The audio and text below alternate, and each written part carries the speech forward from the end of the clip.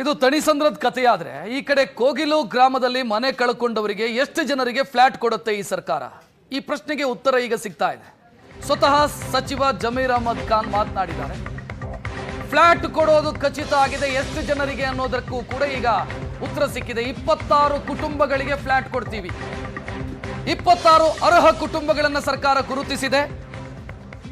26 ಕುಟುಂಬಗಳ ದಾಖಲೆಗಳು ಸಮರ್ಪಕವಾಗಿದೆ.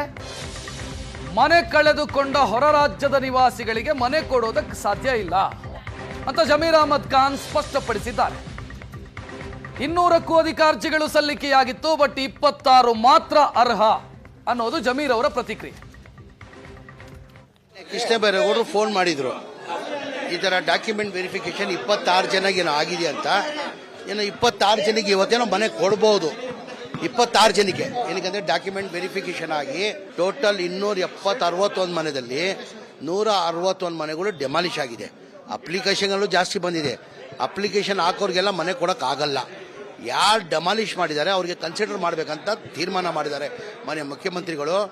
ಕಂಡೀಷನ್ಲಿ ಅಂದ್ರೆ ಅವ್ರು ಡಾಕ್ಯುಮೆಂಟ್ ವೆರಿಫಿಕೇಶನ್ ಮಾಡ್ತಾರೆ, ಅವ್ರು ಲೋಕಲ್ ಆಗಿರ್ಬೇಕು, ನಮ್ಮ ಕರ್ನಾಟಕದವ್ರು ಇರಬೇಕು. ಆಚೆಯವ್ರಿದ್ರೆ ಯಾವ ಕಣ್ಣಕ್ಕೆ ಕೊಡಲ್ಲ, ಆಚೆಯವ್ರಿಗೆ ಯಾವ ಕಣ್ಣಕ್ಕೆ ಕೊಡಲ್ಲ. ನಾವು ಲೋಕಲ್ ಆಗಿರೋಗು ಕರ್ನಾಟಕ.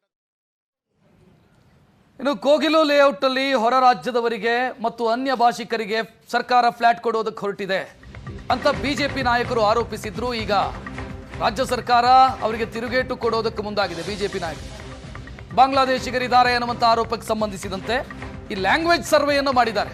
ಅಂದ್ರೆ ಭಾಷಾ ಸರ್ವೆ, ಯಾವ ಭಾಷಿಕರು ಎಷ್ಟು ಜನ ಇದ್ದಾರೆ ಅಂತ ಸರ್ಕಾರ ಮಾಡಿರುವಂತ ಸರ್ವೆಯಲ್ಲಿ ನೀವು ಟಿವಿ ಸ್ಕ್ರೀನ್ ಗಮನಿಸ್ತಾ ಇದ್ದೀರಿ. ಯಾವ ಭಾಷಿಕರು ಎಷ್ಟು ಜನ ಅನ್ನೋದಕ್ಕೆ ಉತ್ತರ ಸಿಕ್ಕಿದೆ. 108 ಕನ್ನಡಿಗರು, 103 ಉರ್ದು ಭಾಷಿಕರು, 30 ಇತರೆ ಭಾಷೆ ಮಾತನಾಡೋ ಕುಟುಂಬಗಳು ಅಂತ. ಅಂದ್ರೆ ಜಾಸ್ತಿ ಇರೋದು ಉರ್ದು ಭಾಷಿಕರು ಮತ್ತು ಕನ್ನಡ ಭಾಷಿಕರು. ಬಾಂಗ್ಲಾದವ್ರು ಇದ್ದಾರೆ ಅಂತಂದ್ರೆ ಬೆಂಗಾಳಿ ಮಾತನಾಡೋರು ಇರಬೇಕು ಅಂತ ಲೆಕ್ಕ. ಬಟ್ ಮಾತನಾಡೋದೇ ಮಾನದಂಡನ, ಭಾಷೆ ಮಾತನಾಡೋದೇ ಮಾನದಂಡನ ಗೊತ್ತಿಲ್ಲ. ಬಟ್ ಸರ್ವೆ ಆ ರೀತಿ ಮಾಡಿದ್ದಾರೆ. ಯಾರು ಯಾವ ಭಾಷೆ ಮಾತನಾಡ್ತಾರೋ ಅವ್ರು ಆ ಭಾಷಿಕರು ಅಂತ.